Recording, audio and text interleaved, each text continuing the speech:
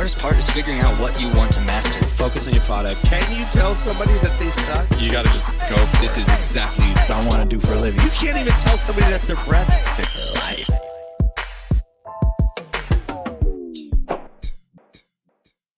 It's okay. Matt, can you give me like a Test. whatever's comfortable for you two? We can always like move that around. Yes, good. Perfect. We good on sound, Dan? Yeah. All right. Maddie, thanks for coming, man. It's been a minute, man. Thanks for having me. It's been a real minute. I feel like I haven't seen you for like 6 years. It's probably. been a minute, probably since the Fantasy Factory when I came out there when the boys were little. Yeah. How's everything go? You just had a new son? I had a new son. He's a month old, man. Ashton. That's my third boy. Congratulations. Kobe can't get boys. I can't get girls. That's you funny, know what I mean? huh? Oh, you So have two twin boys? I have twin boys and my son, but I wanted a girl. You know, I was ready for that challenge, but couldn't do it. That's funny, man. Well, that's good. I feel like that's most guys' like dream, kind of. Right. You know what I mean? You All don't wanna- boys, right? Yeah. No, I want that challenge. So I want to go through your story real quick. I mean, we've hung out a little bit. We've do shot the shit a little bit, but I haven't really ever like went through your whole thing. And I know that it's you've been through a lot, and obviously you achieved a shit ton. And I want to know about it. Where you grew up north? Where'd you grow up? Yeah, I was born in San Jose, lived out there until I was about 8, and then moved to Sacramento, where I did all the way up through high school. And then I came to UCLA at 17, just turned 18, and kind of been in LA ever since. Got it. And what was life like up there? Was there a lot of trouble going on? My dad sold drugs, so we, bounced around a little bit. Were you aware when you were young? Yeah, very aware. You know, it was something that was out in the open. For me and my brother and sister to kind of watch and see, and a lot of people, looking at how sensitive the world is today. A lot of people would probably look at like, that was terrible. But I think it gave me an amazing view of what I don't want to be a part of. Yeah. You know what I mean? Like really being able to see people right in front of me doing stuff at a young age, and then seeing how they act. So it was really like an eye-opening experience. I mean, as young as I can remember, man, 4 or 5. But with that being said, like, both my parents did drugs, but I called them kind of functioning drug addicts because we never went without. We were always fed, we were always taken care of. But things were just rough. So when we left San Jose to Sacramento, San Jose was Black, Mexican, Chinese, and then we went to Sacramento, and although my neighborhood states pretty much similar, like my parents tried to put me in white schools. And when I say, well, I'm Italian and Black, but I really been through so much that I really kind of did. I separate them now, even though I'm proud to be both. But my parents put me in white schools, and I would never understand it. Like, what the fuck? Like, why can't I go to school with my friends? And I just never understood it. But, growing up now, I understood it. But what do you think the reason was? They wanted just that they wanted me to make sure, I kept my nose clean and did something. Yeah. You know what I mean? A lot of the kids that, probably with the schools that I didn't go with, ended up doing nothing, getting in trouble, selling drugs, not really having a future. So I just think now they really just gave me both sides of life. You know what I mean? Like, you're growing up in this environment, but this is the environment you're going to need to be in to succeed and thrive in. And it took a while. I faced a lot of racism. People don't realize that being mixed is tough from a standpoint of you really don't have a side to go to. Like, I was never Black enough and I was never white enough. So I was just in the middle. And that's when I started fighting. My dad told me at a young age, if they call you nigger, fight them. Yeah. So it was just like, okay. So, I would tell at the beginning and nothing really happened. Kids wouldn't let me play with them at at lunch, never let me play none of the games. Yeah. Call me names. So it was kind of just like, shit, all right. So I started fighting my way up. And, just eventually they kind of let me in and allowed me to start playing. And then I was the best at football, baseball, and basketball. You know what I mean? So once they kind of chance to see that I was talented in sports and they got a chance to kind of meet me is when I kind of started making friends, like around the end of 3rd, 4th grade. And to this day, I still have those friends. You know what I mean? Because it took me a long time to be accepted because I was coming from somewhere else. And once these kids finally let me in, like, I've made lifelong friendships with them. So what do you think that mentality of, like, being told to fight for yourself, and I'm not even saying, like, we don't gotta say, like, oh yeah, every kids, you should go out there and fist fight everyone, but I'm saying the mentality of get out there and fight. Like, if people are picking on you, fight back, if people aren't having you in, fight for it, do you think that ended up really paying off for you? And like, I think it just, like I said, I think it made me well-rounded. I realized that you can't go all the way through life fighting people physically. Yeah. But it mentally, it's going to be a battle. It's going to be a fight. It's going to be, it's not for the weak-hearted. You know what I mean? I've been through so much shit in my life, from going to college and going to the NBA and then, starting in the D League and not almost having a chance to really show my talent. I was thinking about, okay, shit, what's next? What am I going to do? You know what I mean? So I just realized that, sorry, I was about to sneeze. it's okay. We can cut that out. We have plenty of time to edit. I forgot where I was even going with that. But like I said, just the understanding that, life is going to be a fight. You know what I mean? You're not, it's not going to be a walk in the park. Yep. I wasn't handed a silver spoon growing up, so I was going to have to do it, Yeah.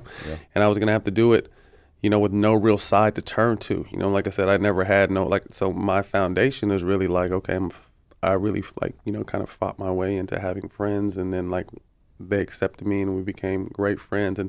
But that's what I guess it took for me to have a chance to show who I was. Yeah. Times have changed obviously now, but racism is still alive and it's real out there. So I'm thankful that my boys don't have to go through what I go through. My boys are, I'm Italian and black. My ex-wife is Mexican and black, so you can't really even tell what my kids are. Yep. You know what I mean? So they kind of just blend in. So I'm very thankful for the fact that they're not going to have to be discriminated on because of, their ethnicity. Something I'm fascinated by too is I don't have any kids yet, but growing up how you grew up, and then now obviously, you're doing well. I'm sure your kids have a great life. How do you make sure they don't grow up soft? Yeah. It's funny. That's a constant conversation. Yeah. And it's to the point where I just let the boys be really rough and physical with each other. I love the fact that that's kind of in them. I guess that was one of the good things that my DNA gave them. Yep. So we learned early on, before we were divorced, we wouldn't want them to be physical with each other. But I'm thinking first of all, kids don't even play outside no more. Yeah. You know what I mean? So everything is inside, video games, iPads and stuff. So I'm just they're not going to get what they need. Their mom's from Oakland, I'm from, up north. So they're not going to get what they need from the streets and hard knocks that we did growing up. You know what I mean? So we have to allow them to be physical, you know what I mean? And it's worked. And it's so dope though, because they're such best friends that if one goes too far and the other one gets hurt, they'll stop and help each other. It's never a tell on each other situation. So I did that. And then also we give back a lot. You know what I mean? They'll never understand what it's like to have holes in their shoes and how my socks used to get holes because my shoes had holes. My sock would be after recess, hanging out here with holes in it because it came through the. They'll never live like that. You know what I mean? They go to a $40,000 per year per kid private school. Yep. You know what I mean? And I was trying to get a buy one get one free for twins, but they weren't fucking with that. I didn't realize how expensive private school it's sick. was. You know what I mean? And it's crazy. But like I said, I want to let them know that not everyone has a chance to live like this. And what's cool about it too is they go to such a cool school that there's people that make my money look little. You know what I mean? So they get to see even the step up and just make them realize that there's levels. Daddy did well, but you want to always kind of continue to aspire and shoot for the stars. But they'll never understand what it's like to share a bed or be on food stamps or see drugs. They'll just never get that. So I want to make sure, like you said, first of all, not soft, but just well-rounded boys and very aware of their surroundings and their environment. So I'm very upfront with them about everything. Yeah, that just seems like a tough one that would take some real focus. You got to be a parent. Yeah. That's where it is, especially because society today is so fucked up. I was thinking about it.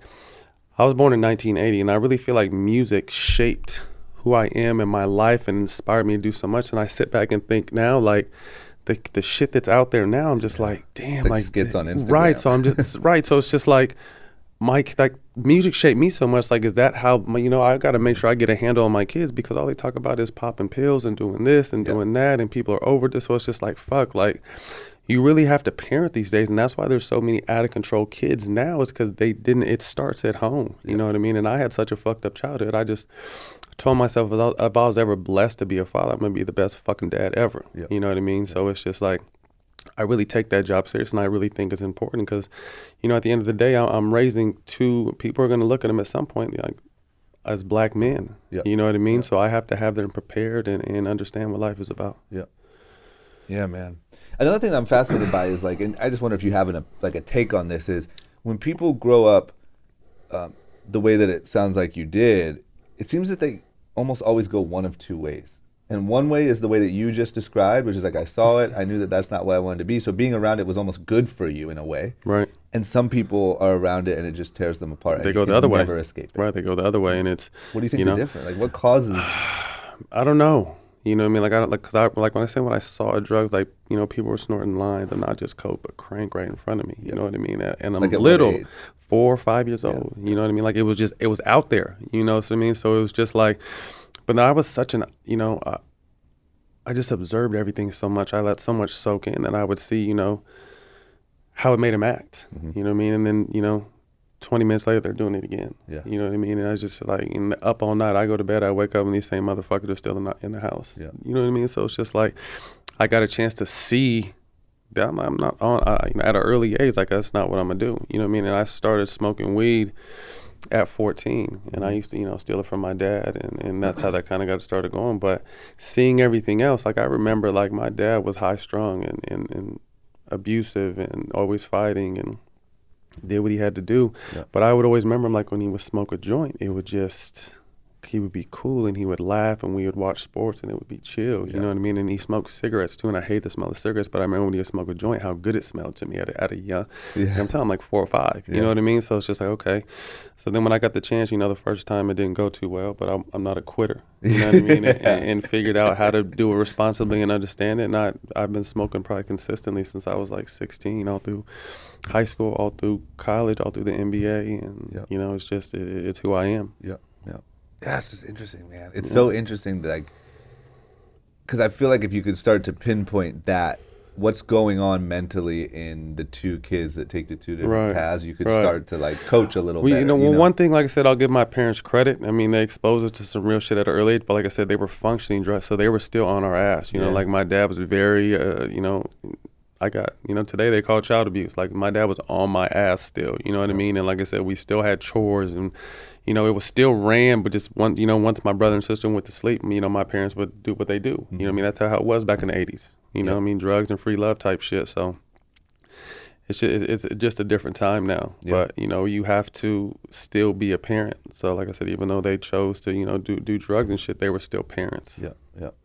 And what type of shit, so if that's what your sort of home life was like, what type of stuff were you into early? Like, were you into basketball and sports? Like, was that the first passion? My first passion was, like, playing outside, because I just lived in a neighborhood where there was tons, like, probably like 14 of us. So it was just always, I remember from the time I wake up and get out the house until I had to come in, I would want to be outside. You know what I mean? And it was back in the day where it was just a little bad neighborhood, but all the parents had kids, and all the doors were open, and we just would play outside all day.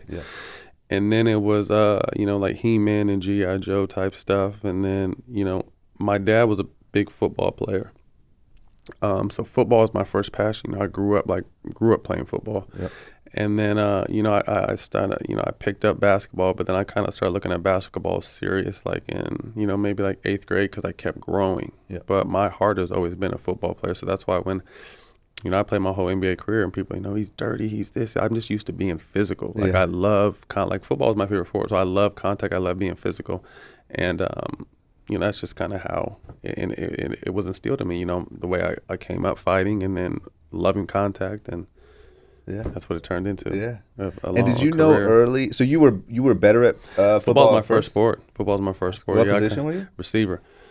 So I could have, you know, I was recruited by pretty much every college to play football too. And why did you end up playing? I saw LA one time. We went to an AU trip. I'm like, damn, this shit is like a dream world. You know what I mean? Palm trees, sand, beaches, girls everywhere. I'm like, damn. And then, like, that's when I kind of started paying attention to UCLA basketball, after I was lured by, you know, what LA was like, and I paid attention. And then, you know, lo and behold, like the next year, my sophomore year, I started getting letters from UCLA. I'm just like, okay, well, you know, maybe I'll just go to LA and play basketball. But I kept playing football, and then I just chose basketball, I guess, for the longevity, and it worked out. Did you miss it, like, all along? I still miss it. Thinking about going back? There was a time, my first 4 years in the NBA, I didn't get a chance to play. You know, like, so many people don't get a chance to play, and they're gone. So I was, like, debating, like, okay, shit, I'd worked out for football that summer too, and basketball. You know, I contacted my agent. There was a handful of NFL teams who were going to give me a tryout, so I was just going to, like, go that route. But luckily, that's the year that I ended up going to Golden State. in 2006, 2007, and we became that We Believe team that beat Dallas, and that was kind of really my, like, although it was my 5th year in the NBA, it was my first year really playing, and I got to show who I was. And after that, I was kind of a fixture. But there was a time where I was just like I said, shit, basketball may not be in my plans. Did you think that you had maybe made the wrong decision? I never doubted myself from that standpoint. I just knew I hadn't got a chance. You know what I mean? Like, there's so many people. Like, I was a second-round pick, and I didn't, before even the first game, I got cut. You know what I mean? So, like, it was a tough road I had to grind my way through. And, you know, most of the time, you know, if you're not a first-round pick or, you know, a highly coveted player, like, a lot of guys get pushed out the NBA from not even getting a chance to play, you know. But luckily, you know, injuries happened, and I got my chance, and I never let that shit go. Yeah. That's so good. What, will you tell me the story? Like, I remember I read that there was a story when you got to, I think it was when you got to Sacramento, like, where there was a KKK issue, or like a real, was that like the worst race issue you've ever dealt with? Yeah, that was definitely, that was some shit, man. So this was my senior year. This is probably, I don't remember the month. It was right before I was about to graduate from Del Campo and Sac and go to UCLA, but there was this white kid that kept messing with my sister, calling her nigger, pushing her around, messing with her and her little girlfriends. And, you know, she told me one time, and I was just like, you know, tell the principal, you know, go tell on him. Nothing happened. So one day he was messing with her again and called her nigger and spit in her hair. And so she came to me because it was my last class and she still had a couple more classes, but she came and found me before I left. She was crying and, you know, told me what happened, what the boy did to her. And the boy happened to walk by because I had never seen him before either, and she pointed him out. And I just beat the brakes off him. So after that, we got taken to the office, and, you know, we tried to explain our side, and the school, you know, thought I was lying, thought I was on like some bully shit, and like completely took his side. You know, his dad is a lawyer in this city, and he wasn't raised that way. Almost like they didn't believe, like, I'm just gonna make this shit up. Yeah. So I got suspended for like a week. I had to miss basketball, and while I was suspended, they vandalized the school one night, like burned the bathroom down, broke windows, swastikas, die nigger, like a mannequin hanging from a noose at like the big tree in front of the school with my football number on it, like die nigger. So it was just like, it was crazy, you know. And that's when I really, I'm still proud to be mixed, like I said very early, but that's when I understood that other people look at me as a black person, like a black man. Yeah. You know what I mean? So, yeah, I mean, that shit was real. Were you scared at the time? No, I wasn't scared. You know, it was just, I wasn't born to be, you know what I mean? Like I said, my dad was, the one thing that I identified with my dad was he was just, you know, back in the day, people used to just fight.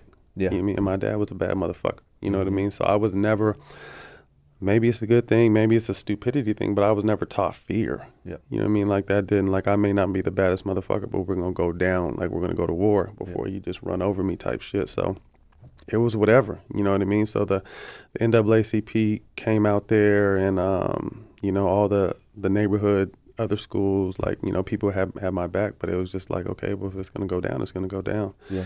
And luckily it didn't. And then, like I said, a few months later, I graduated and went to UCLA. Yeah. Like, what would your dad tell you when stuff like that happened?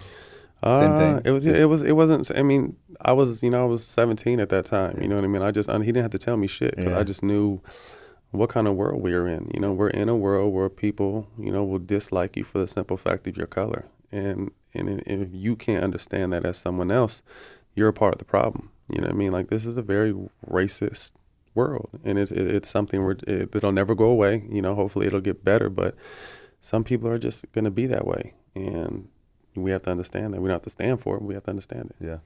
Yeah, I think you have a really, like, good, interesting perspective. Because I even heard you talking about the Donald Sterling thing, and you had that kind of perspective. Yeah, no, like, I don't know. I don't want to put words in your mouth, but it almost felt like... It wasn't a big deal to me. Yeah. That's exactly how... I mean, obviously, you don't want, you know, an owner of a professional franchise talking like that, but...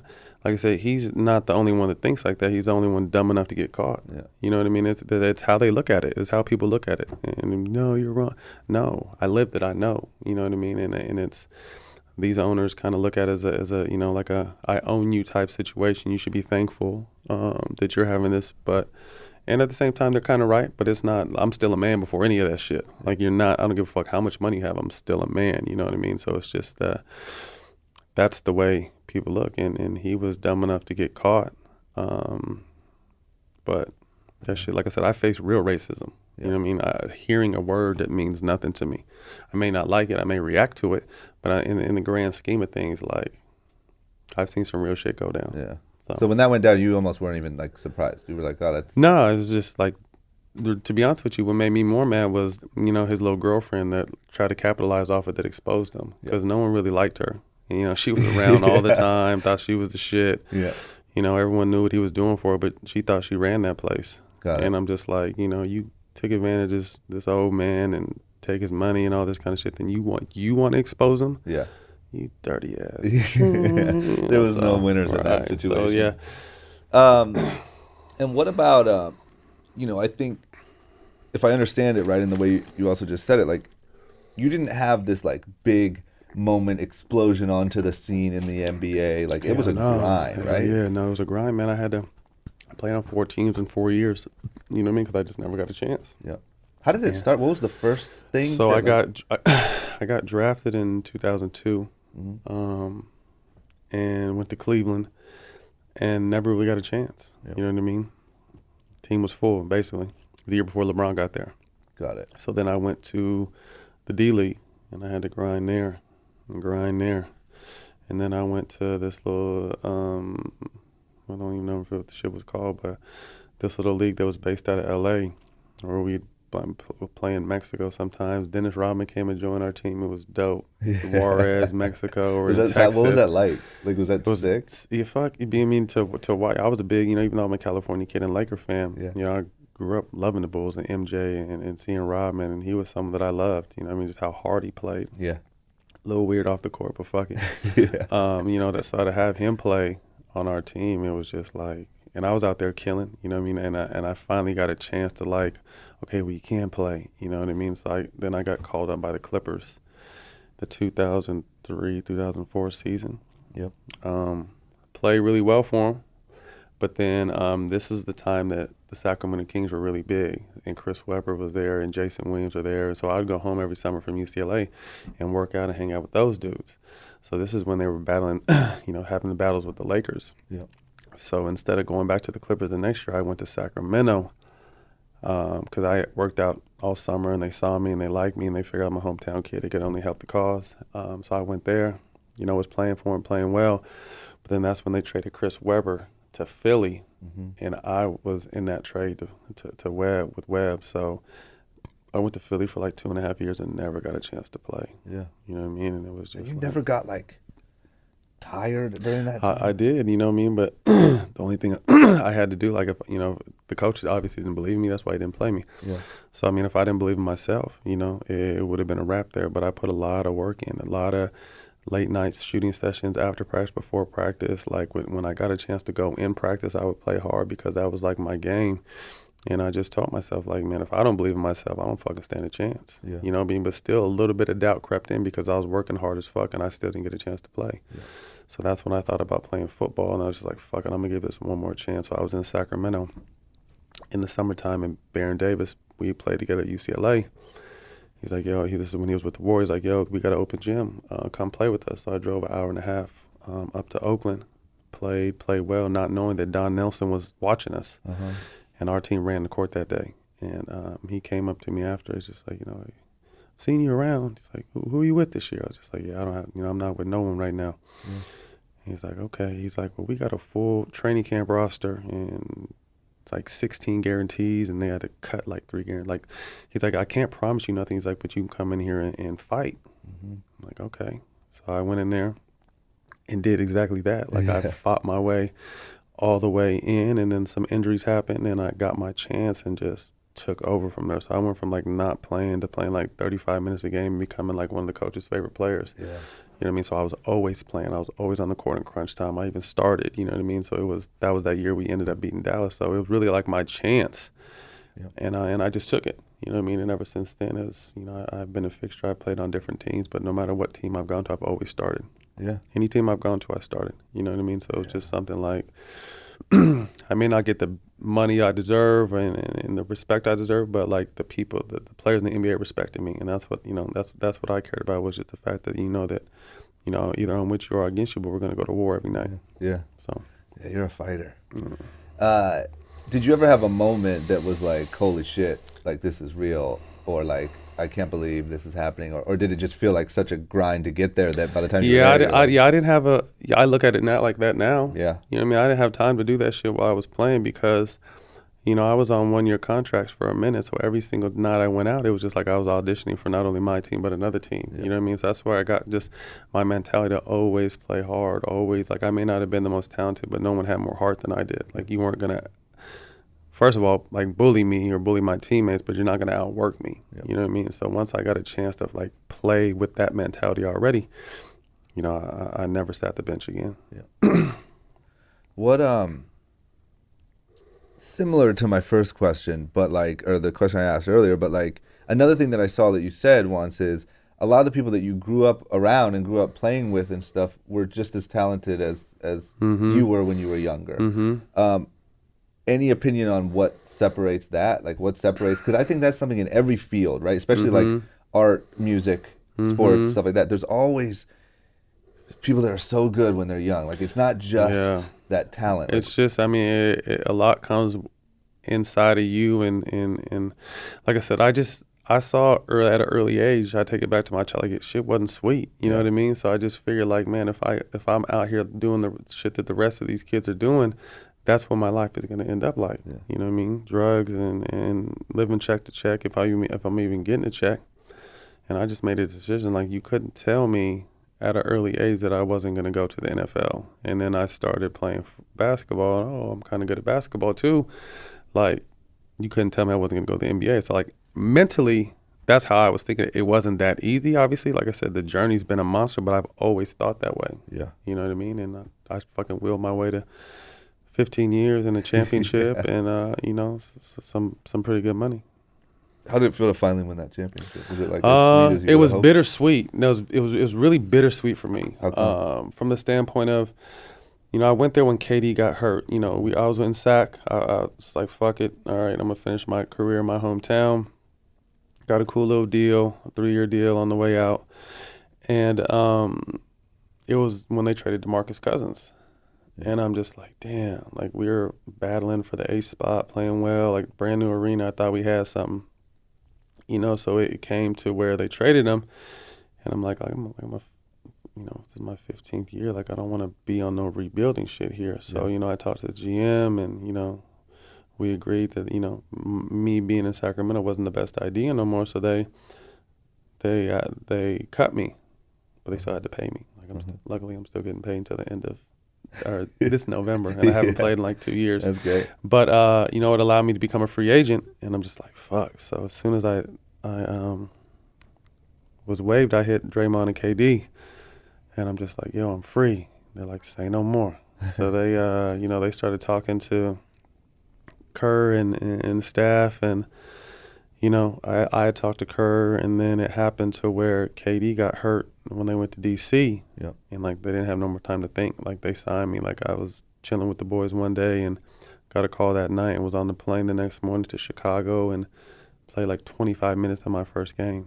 You know what I mean? Yeah. But so KD was hurt for a minute. So while KD was out, I was playing really well, getting consistent minutes, playing well, loved being back there. The fans loved me from the first time I was there, just I'm just like, this shit is perfect. Yeah. The game KD comes back, which is like a week before the playoffs, like the game he comes back, I almost break my ankle. Yeah. In his KDs, by the way. I'm going to talk about that. Yeah. But then I was fucked, basically. So it was bad. Like it's the worst sprain of my life. Yeah. Like my foot was all big, bulged out. I never swole my whole career. Like this one was different. Mm-hmm. So like by the time I was kind of healthy, when I wasn't even all the way healthy, it was like after the first round. So I was like, damn, I haven't played in like almost a month now. Yeah. The team right after the second round, we're 8-0 already. We're sweeping through everyone. So I just kind of had to like sit back as the veteran, as I've always been. I kind of just sat back and I didn't get a chance to play, but I was still encouraging my teammates, talking to them, pulling people aside, getting my work before and after practice, if I was called upon. But to me, like my whole career was to win a championship, but I got a chance to win it, but I wasn't out there during the playoffs, like fighting with my teammates, like, sweating and guarding LeBron and doing nothing like that. So I kind of look at my championship as like, I don't really even count it, to be honest with you. You know what I mean? It's I guess that must be I think obviously my body of work over my career, like, people would say, okay, you definitely earned it. But I don't feel like I earned it because I didn't get a chance to play in the playoffs. You know what I mean? Because of that injury. So I kind of just like, it was a great opportunity. I thank the Warriors for even, considering bringing me in. And the best part about it was my kids, were along for the whole ride. So they were on the team playing with us, staying at the hotel, practicing with us. The twins are having a shootout, at the end of practice with Steph and KD. Like, it's like shit you can't pay for stuff like that. You know what I mean? So the fact that, my kids were there the whole time, and when we won the championship, it was funny. You see, like, we were on the stage, and my kids are in every shot of Steph, every shot of KD. That Coach Kerr's talking, like the twins were in the mix, and I just sat back on the ledge with one of my homeboys, and just that part almost made me cry because I'm like, my boys are 8, 9 years old with these one of the greatest teams ever, and just really living in this moment. And I was so glad I got to provide that for them. It was dope.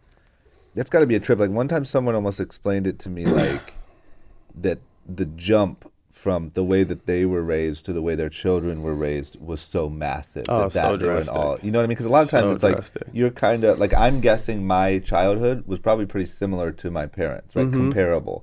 But I think when you are able to make such a big jump in one generation, you know what I mean? That has huge. To be trippy to see. And it touched back to what you said, early on, like to making sure your kids, like my kids are living a life that, some kids couldn't imagine. Some people couldn't imagine, who they meet and where they get to go and the stuff they kind of do. But at the same time, you have to keep them, grounded and humbled and have them understand. But that's a great point. It was such a, drastic from what I grew up watching and seeing to the way my kids live. Like, it's stupid. It's trippy, yeah. You know what I mean? But I worked hard for it, so I'm not going to feel like some people, your kids are spoiling it. Nah, I've motherfucking worked that hard. You're not going to make me feel bad because I worked my ass off for my kids to have this life. Yeah. What, is there any moment that you can think of that just stands out as, like, this is the thing that I'm, as like a, relatively normal dude when it comes to, like, I've never performed on that level on a stage or on a, you know, like, is there any moment that sticks out to you as like, wow, that was like crazy? Like a moment in a game or anything like that?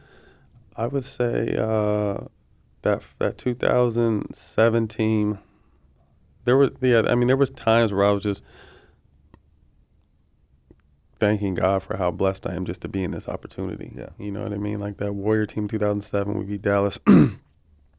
The Clippers and kind of helped turning around the Clippers. We were just always the laughing stock of the NBA, and we were ended up being the most talented team. We just, our chemistry wasn't right. We were the most, if you think back on those Clipper teams we had, the Lob City and that shit, like, that was great. We were still beating the Warriors right up until the year we beat them, we knocked them out of the playoffs, the next year they came back and won a championship. Yeah.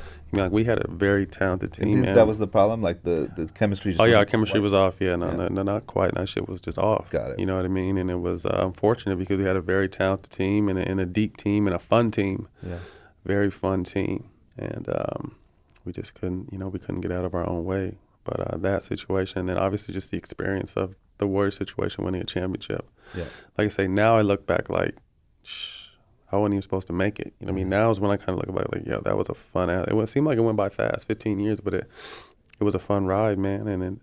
But I'm not someone that like misses it. You know what I mean? Like I don't want to play in the big three. I haven't picked up a basketball. I couldn't tell you how long. Like I coached my kids, and I still don't even really play basketball, you know what I mean? Like I really feel like it was an amazing experience. I'm going to use all the connections I made from basketball in this next step, which is, becoming a business owner and CEO and stuff like that. But like as far as basketball goes, like I don't sit there, like I can still watch games, go to games, but I don't sit there like, man, okay, I could still do this or talking shit about other players. Like, nah, man, my run was fun. It's over with though. Yeah, thank God, because that would probably be Yes, and a probably lot of make you people, really yeah, annoying, a lot of yeah. people, and there are players like that. You know Yeah. what I mean? That kind of sit up there like maybe they, they didn't get to go out on their terms, or their Yeah. career ended when I'm better than him, or I could still do. And it's tough. You know what I mean? Like all we know, you got to think like we've been bred from the beginning to like this is our life, this is our craft. All the times that other people were studying and putting extra hours in business to make that their craft, this was our craft. You know what I mean? So when that shit is over, it's just like, if you didn't get out of the game what you put into it and wanted to get out of the game, I'm sure it's hard to like swallow and realize like that shit is gone. Yeah. And that's something I really want to talk to you about too, because that seems like something that you're doing an incredible job at, right? Like we've all seen the Broke documentary. We've all heard the stories. We know what can happen to athletes and people like that, right? It happens. I grew up skateboarding. Happens a lot to skateboarders because they also don't earn that much money to live off of for the rest of their life, Right. and they end up going and working for the skate companies that used to sponsor them and shit. But you've dedicated your entire life to this craft that you have to be so passionate about and think about 24/7. Then when it's over, it's kind of like, oh shit, what do I do now, right? And it seems like you really seamlessly are transitioning into starting businesses, investing in businesses. Yeah. Like, I guess my question is, like, is that your natural mentality? Like, you just So were aware of that? my mentality, it's funny when you touched on it, where you don't make enough money, to live the rest of your life. Like I realized that, I made good money, don't get me wrong, but I realized like I have kids, like I'm gonna have to find something I want to do after this. You know what I mean? And I knew that, but so when that light came on, I played until I was 37. That light probably came on like 31, 32. Yeah. So that's when I started. You know what I mean? When I was still playing with the Clippers. You know what I mean? We were one of the best teams on the planet. You know what I mean? So everyone was coming to our games, establishing relationships, shaking hands, meeting people, doing the shit you're supposed to do. You know what I mean? Like I said, the light turned on, and I'm just like, we have some of the biggest people in the world courtside at our games. Yeah. So start developing those relationships, get out there and let them know you're interested. I started shadowing movie producers and talking to them, and just kind of, I wanted it to be I'm fortunate enough to play a long time, but when I get done, I want to do fun shit. Like I don't want to have to clock in a 9 to 5. Like I'm going to be my own boss when I'm done, but I'm still going to work. And so I started about 32, and what was crazy was like everything started clicking after that the season I wanted to, like everything started kind of manifesting itself. And I was always talking about it, and then I was on a team that won a championship, so my name got a little bit more buzz. So like all my businesses really started taking off the summer after I won the championship. So I'm just like, damn, okay, well, I was going through a bitter divorce. I wasn't getting to see my kids that much. I just won a championship.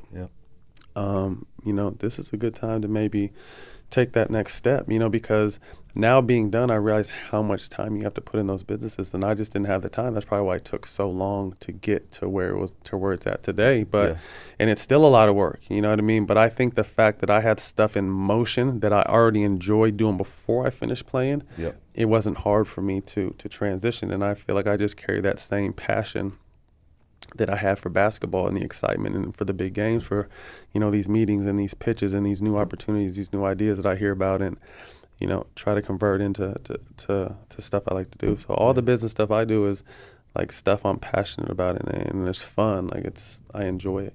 Some days, I'll take the kids to school in the morning, work out, and then I could just sit around the house all day, smoke joints and send emails and do conference calls and have people come over to my house for meetings. And it's just like, I worked this hard to get to this point, you know what I mean? And it's fun now because I still like, I'm my own boss, you know what I mean? And it's fun, and it's cool to grow businesses and understand businesses, is because it's not a background I came from. My dad sold drugs. So, I mean, it wasn't something that I was taught or anything like that. It was just like I knew, like I grew up in a hustling family, so my mentality had to be like, what was going to be next when I was done with hoop? And I know enough people know me that I'm going to get into the shit that I like to do and make money off of it.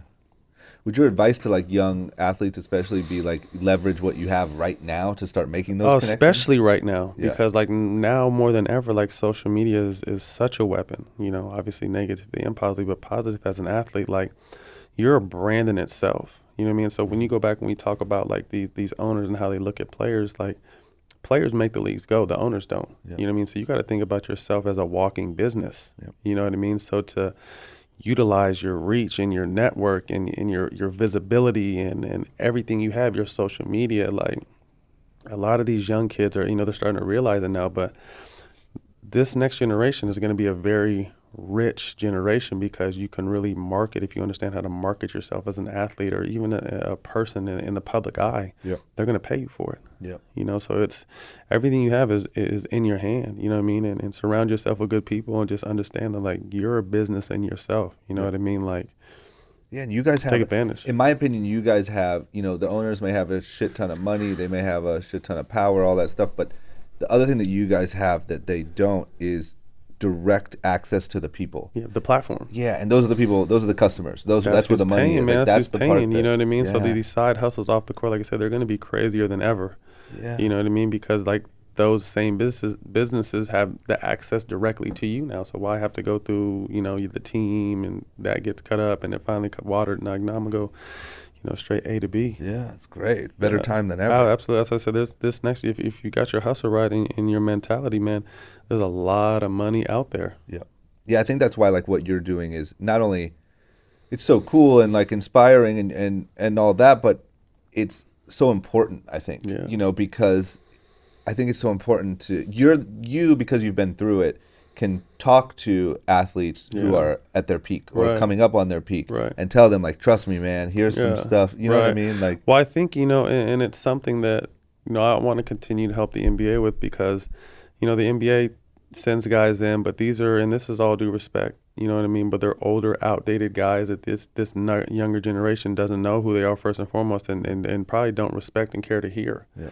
You know what I mean? So you have to be able to get people that, you know, that can relate to them and that are still current but still have knowledge of the situation. You know what I mean? So I'm trying to tell the NBA that because, you know, I put myself in their shoes at different times when, you know, through the age process of when you start listening and realizing, okay, shit, what's next in life? Like, you don't listen until it's too late. You know what I mean? Because we're having the message is coming from someone you don't want to hear from or don't care to hear it from. Yeah. And also a lot of times I feel like the people that are, especially right now more than ever because of what happened with social media, the people that are giving the advice, outdated. Yeah, they don't Super understand. Outdated You know what I the mean? game is, you know, and Like, that's why you say like, if someone who's listening and knows like how the game goes, and you're listening to these people, like, no, I mean it's not that hard. You just do this, you just do that. You know what I mean? And like I said, it's all in in delivery and who you are, and you have to know what you have going on. You know? Yeah, it's so cool. Is the main thing the cannabis stuff? Yeah, I'm kind of so I looked around, and then I was, you know, people knew I was able to kind of really start being more free with smoking as soon as I was done. Yep. And it was something that I knew while I was playing I was doing, but I kind of had to hide, obviously because of rules and stuff, but I really wanted to be an advocate for it once I was able to, you know what I mean? And let people know, like, smoking weed doesn't make you a bad person. It doesn't make you an unproductive person. Smoking weed just makes you more of what you already are. Yeah. So if you're a lazy motherfucker, you're going to be an extra lazy motherfucker. You know what I mean? So it's just like, weed didn't do that to me. Weed got me through a lot. And, you know, mentally, physically, emotionally, recovery, you know, taking pain away, helping me sleep, helping me focus. Like, those are all things that otherwise people either drink alcohol for or get a pill for. Yeah. And I just didn't feel like I needed that. You know what I mean? So once I was done, I really just wanted to bring more awareness to that. You know what I mean? There's some of these kids' favorite players or people's favorite player in the world, all these top smoke weed. And they don't even know it. Yeah. You know what I mean? And it's still them. You still love that person. They're still very productive. They're still getting paid millions upon millions of dollars and all this kind of stuff. But it's just, they smoke weed, and that shouldn't be a bad thing. You shouldn't be penalized for it. You shouldn't be sent to the drug program. You shouldn't lose your career because you like to smoke weed. Yep. You know what I mean? So it's something I've taken very serious. My executive helped Bleacher Report last 420. It was called Bleacher Report 420 or BR 420. And for the first time ever, it was, you know, 5 or 6 former NBA player and 5 or 6 NFL players on camera, on television, smoking weed. Yeah. Explaining why. Yeah. You know what I mean? So it's not so much like, okay, let me make you understand why I'm smoking weed. Like, you know, because everyone, you're a loser, it's a gateway or this is. So we were, for the first time ever, we were on television, you know, we all had long 15, 16, 17-year careers and NFL and the NBA, and we're explaining to you, like, this is why we smoked. Yeah. This is, you know, because my knee hurts, and then, you know, they were giving me these painkillers that were messing my stomach up, or Like I got a bad infection after a surgery, and the CBD and this other and smoking helped. So there's always a reason why.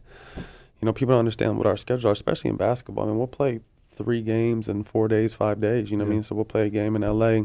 Say that goes to overtime, so we don't get out of LA until almost 1 o'clock in the morning. We got to fly 4 hours to San Antonio. Yeah. The next night we're on TNT that night. So you know what I mean? It's just like it doesn't stop. You know what I mean? And then right after San Antonio, we leave and we got to fly to Chicago, and we have a day off, but we still got to fly to Chicago. Like the travel is never ending. You know what I mean? So to be able to sleep, to be able to focus, to be able to take pain away. Like I said, they'll fill us up with any kind of pills you can imagine. Yeah. You know what I mean? But if you smoke a joint, it's over. you get in trouble. Yeah. So I was fortunate enough to team up with UCLA, and I'm a part of the first ever UCLA cannabis research program. Got it. So what we're doing is, we're raising money. We're running. Our goal is to really just provide more understanding for professional sports, but then also take it a step further. But I'll take it by the first thing where we're going to do anonymous surveys with professional athletes about, who used and when they used and how many times, so we can get like real hard data and show how many of these, successful athletes used. And then, do more research and make the outside world understand, and make professional sports understand like the positive aspects of this plant. From the CBD to the THC, and all it can do. You know what I mean? And so that's a goal of ours. And then also hopefully taking it a step further where we can substitute opioid dependent patients with CBD products. And get real life studies and tests and testimonies about how it made them feel, because it's out there. They just haven't found a way to regulate it. Obviously laws are new every day and people are getting more accepting, but people still don't understand the difference. A lot of people don't understand that CBD doesn't get you high. They figure that if it's weed or it's you're going to get CBD is changing the world. So like I said, I'm doing that with UCLA, but then I'm launching a health and wellness CBD line as well, and then a cannabis line, a flower line after that. But I'm really excited about how this UCLA project is heading up and all the progress we're making and the stuff that we're going to be able to do with it. Yeah, that's huge. So cannabis is, who would ever thought that, I would go from playing basketball then the next year being paid to smoke weed. Yeah, right. It's crazy. But I feel like your timing's perfect. Couldn't have been better. Couldn't have been better. Because Ricky Williams tried to do this, maybe 6 years ago, and was hit with a lot of, pretty much just lost his career. You know what I mean? Was labeled, was looked down upon, and he was the first one. And then I think, like you said, the timing was perfect. I came out and months after winning a championship with the Warriors, I'm on TV smoking weed. Yeah. Like, what the fuck? Yeah. You know what I mean? But then got no kickback. Yeah. So it's just like the timing couldn't have been better. It's and I'm glad that I was able to team up with someone like UCLA and really start just educating the world. Yep. You know what I mean? This is something that could really save a lot of lives, help people out, and then kill the national debt. You know what I mean? If we run this shit the right way and stop trying to kill people on taxes and like make this shit fair, like this can really make us a very wealthy country. Yeah. What do you think happens? Like, do you think that if it becomes federally legal, that the NBA stops testing for it? Like, how do you see that going down? I just think it's gonna be a process. Yeah. What it is the NFL and Major League Baseball test one time in the preseason for weed. Yep. And then you're free to do whatever you do during the season. So there's no surprise, nothing. No, but the NBA knows that. So this all started back when the steroid boom was big, where people getting popped in baseball and a little bit in football. And the NBA never really had the steroid problem. Yep. You know what I mean? So like, what is the NBA's problem? Well, it's a bunch of black players. They smoke weed. Yeah. So let's start doing these 4 random tests, you know what I mean, to catch these guys. Yeah. Not knowing that, like, some of your best players are medicating. Yeah. Are taking this route. But it just looks so down upon because people aren't educated about it. Yeah.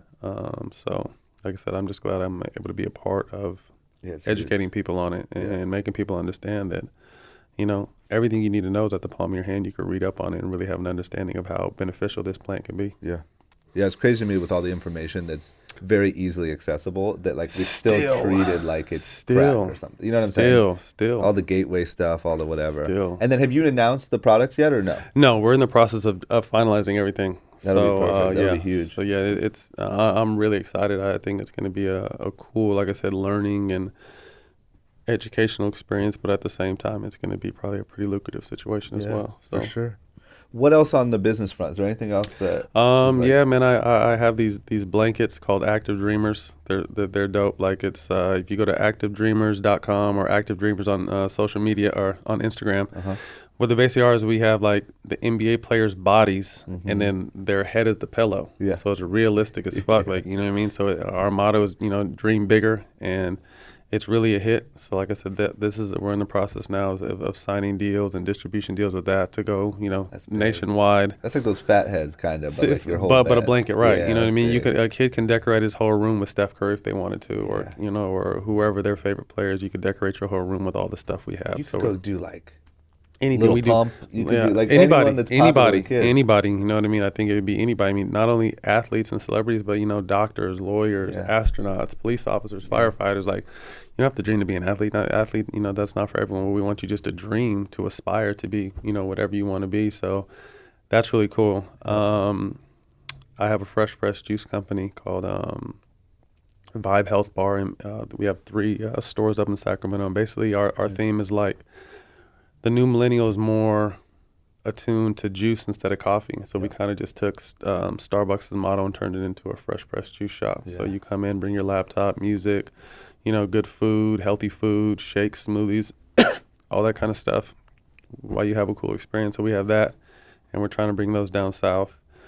What else am I doing? Oh, Hugh, I have a men's grooming line right now you can find in Target. And we're also going to take that to the next level and do a CBD infused line, which we're working on right now. We're going to launch that hopefully by the summertime. So I'm excited about that. What else do I have? These things are really dope, man. So it's kind of our version of like the copper fit, but it's actually like heat back wraps and knee wraps. So when I was in the NBA, like towards my career, I was I just always wanted to be ready when I played, so I always had hot packs wrapped on me. Like I have them on my knees and because when I go in, I'm guarding Kobe, I'm guarding LeBron, I'm guarding KD. I don't have time to warm up. Yeah, you know what I mean. So I got to be ready. So, but I always had to put the hot packs on with the fucking ace wraps, and it would take forever to get all that shit off. So as I was playing, I started thinking like I want to be able to create, something that's just easy. So we just created these little things, and they're amazing, and people are really starting to love them. So we're about to do an infomercial for them and get them on this platform and like kind of really like kill that market, which I'm excited about. So just fun, different stuff, all stuff that that is important to my life, that that my kids like to do, and that I like to do.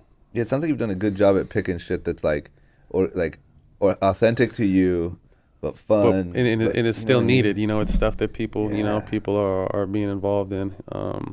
That's good. We're trying to get Justin to get our juices in. They're new. What is that? The Health House. Yeah. Health House is coming soon, man. So hopefully, Vibe will be their health bar inside of the Health House. Yeah, that's great. Yeah. That's good. Yeah. You should really, are you thinking about starting a podcast? Yeah, I'm actually, so Steven Jackson and myself are actually going to do a podcast. Yeah, that'd be huge. I think we just secured funding for it, so we're going independent. We didn't want to go no one. We kind of really wanted to sit back and do our things. It's not just going to be about sports. We're very both opinionated on it, but I think about life as a whole. You know what I mean? 'Cause I think with LeBron's motto, more than an athlete, we really are, pillars in our community, and kids look up to us and listen to what we say, and we're affected by a lot just like everyone else is. And I think that, if you're versed and educated in different areas, why not share our point of view? Yeah. You know what I mean? So I think it's going to be a really cool situation. We're just free to talk about life and keep it real, because too often people sugarcoat shit, and it's not sweet. It's big, man. I think with your like built-in mindset that you have, as well as everything we were talking about being able to advise people from transitioning into business and doing it, like it's a really unique perspective. And I just have loved, like if you would have told me a couple of years ago start a podcast, I'd be like, I don't know, man. But I've gained so much from doing this, because you could do it on your own time. You just shoot the shit, like you do whatever you want. And then, like I said, you're someone that, took your knocks, but learn from someone great and you're successful now. So that's what people need to hear, more positive, because so often now, like, it's not cool to show love. It's not cool to help. It's not cool to lend a helping hand, So when you lend a hand and help people and drop game on them and really show them the way, like people don't do that enough anymore. And I think it's cool. And, people like yourself that, you run a very successful business, but still make time to help other people. Yeah. It's important. And people are hungry for it, man. I think that there's this thing happening where young people are kind of realizing, like, I don't ever want to come off like I'm bashing, let's say, college or the formal way of going about things. But people are realizing more and more you don't like need it. you yourself can be creative and do whatever. But the one thing I just want people to understand, like I said, I think more than ever this is going to be a very rich generation because the money's out there and you're realizing there's not shortcuts, but it's not the old traditional route you have to take to become successful. Yeah.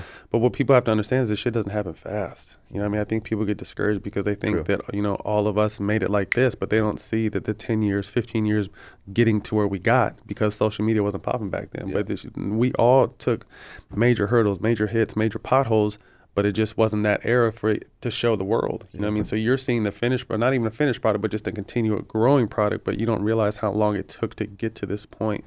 And I think too often people with social media see the instant fame and people flashing money, which I think is stupid and all that kind of stuff. And like, I want to aspire to be that, not knowing that it's not, most of the shit's not real. They're full of shit anyway, but like, it's not an overnight thing, an overnight success. You didn't see the 15 years it took to get here type situation. Yeah. So if it's something you're passionate about, man, you got to stay the course. You got to believe in it. You got to work at it.